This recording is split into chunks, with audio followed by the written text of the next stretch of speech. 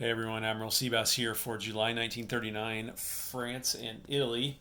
France can finally buy these advanced artillery, which they're going to do. And by the way, this sculpt here is a new HBG sculpt for France. And I'm using that one for advanced artillery. And then Italy's going to have, they're spending 24 bucks on 6 advanced artillery. And then Italy's going to spend their $7 on finishing their cruiser and an infantry. So I am going to have, and neither one did a tech roll this turn. I am going to have a combat move for Italy. They can invade Abyssinia,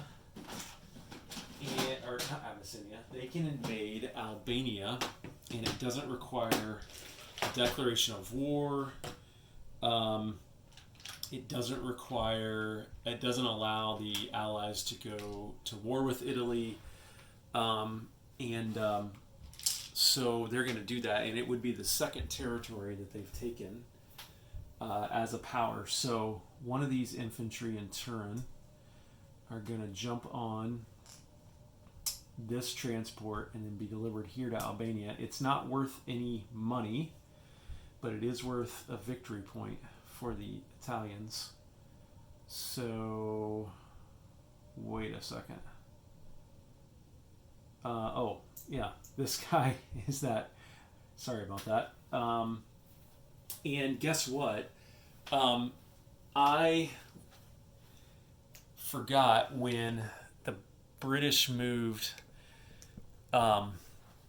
this battleship in, then the Italians no longer had 2 times as many capital ships. So I should have taken a victory point away from the Italians. I didn't, but now they're getting one for Albania, and that's going to stay the same. So there's the combat moves. Now, for non-combat, I do have some for France.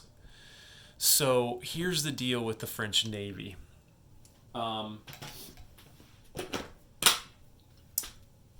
When Germany conquers France, you roll for the French Navy, and it's possible that they could stay Free French. It's possible they could become Vichy French. It's possible they could be scuttled. It's also possible that they could become German. So I want all the subs for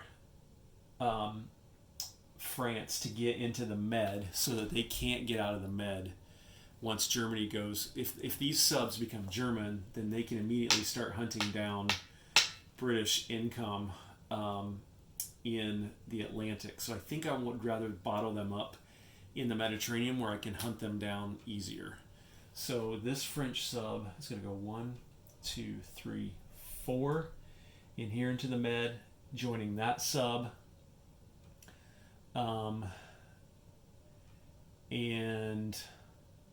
I'll just leave these 2 subs here where they are. I want to get these destroyers out. So 1, 2, and I'm going to put him on escort duty there. And I'm going to hope that he stays French. Actually, he's going to move. Yeah, he's going to stay there and be on escort duty. This destroyer is going to go 1, 2 here on escort duty, like that. I mean, the French would be doing this anyway if they don't know they're going to get conquered necessarily. And then this destroyer is going to go 1, 2, 3 and go on escort duty right here because that coastal sub can only move 1, like that. This battleship I'll probably just leave there. Or should I move him out a little bit? No, I'll just leave him there. It would be kind of unrealistic for him to move out. Although it might make sense for him to like go out here with this guy, maybe. Like that. I think that would be a more realistic move. And man, you couldn't see part of that, could you? Darn it. So one of these, I had 2 destroyers here. One went here on escort duty and one went here on escort duty. So sorry about that. That leaves a French cruiser, a torpedo boat destroyer, 2 transports, And,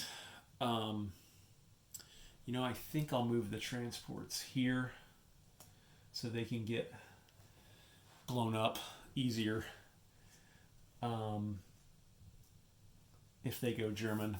Don't necessarily want the Germans having a bunch of transports in the Med, but it doesn't really matter. And I'll leave the cruiser, the torpedo whip destroyer, and 2 transports there.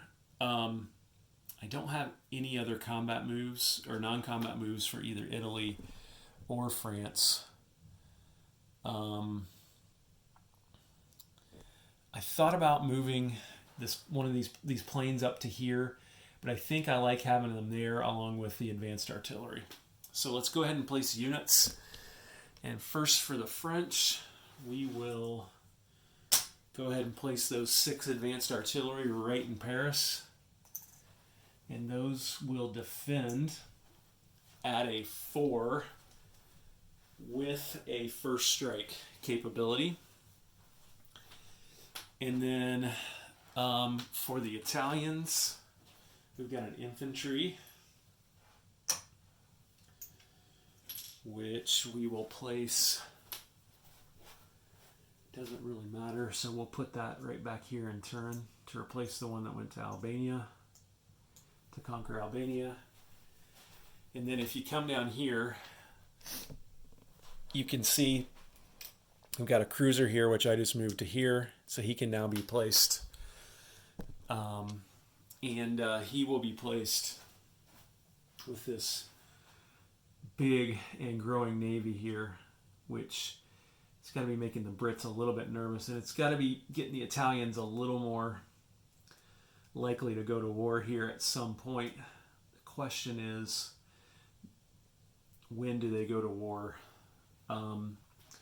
Just to take stock, 3 coastal subs just in this sea zone here, which is sea zone 51.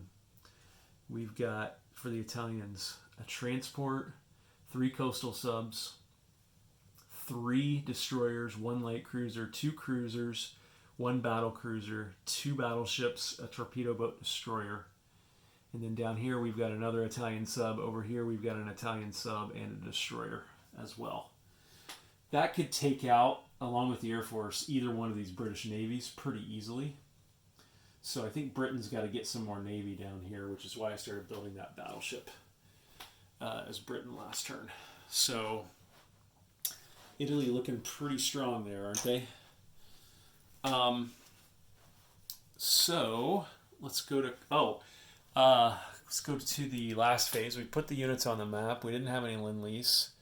Now let's do the income increase roll for France. They're going to go up by 6.